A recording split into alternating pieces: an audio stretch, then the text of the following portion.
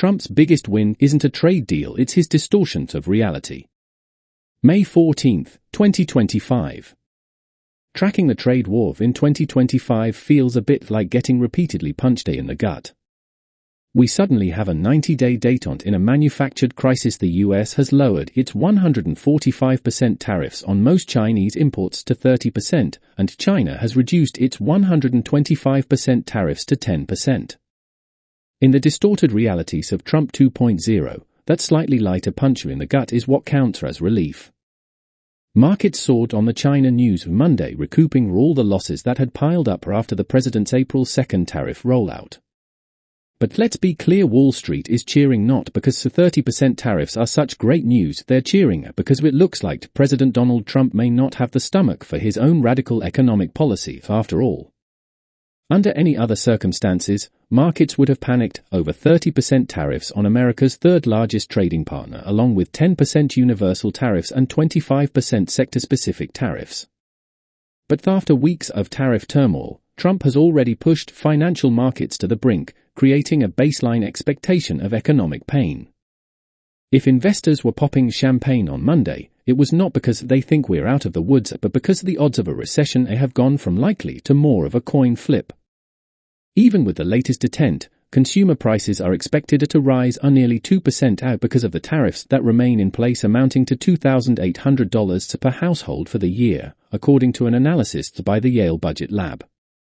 Job losses are expected to hit an extra for 56,000 by the end of the year, pushing the unemployment rate up for an additional 0.4 percentage point by the end of 2025, the report said.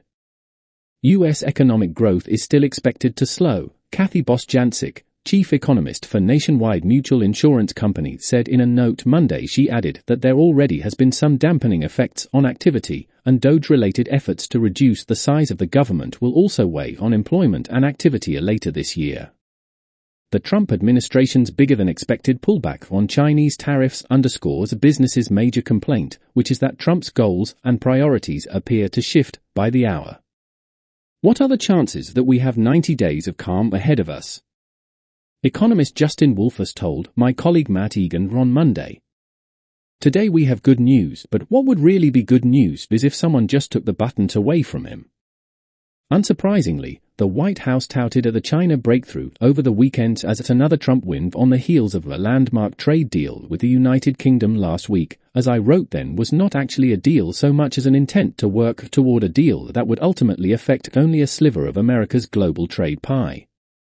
Yes, a 30% tax is certainly more manageable than 145%. That 115 percentage point drop could be the difference between a total supply chain meltdown and a mere slowdown in trade between the world's two largest economies. But the agreement with China is only a win if you squint through a mega lens.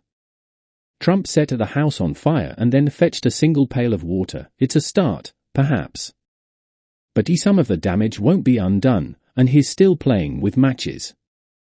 By CNN analysis by Alison Morrow, May 14, 2025.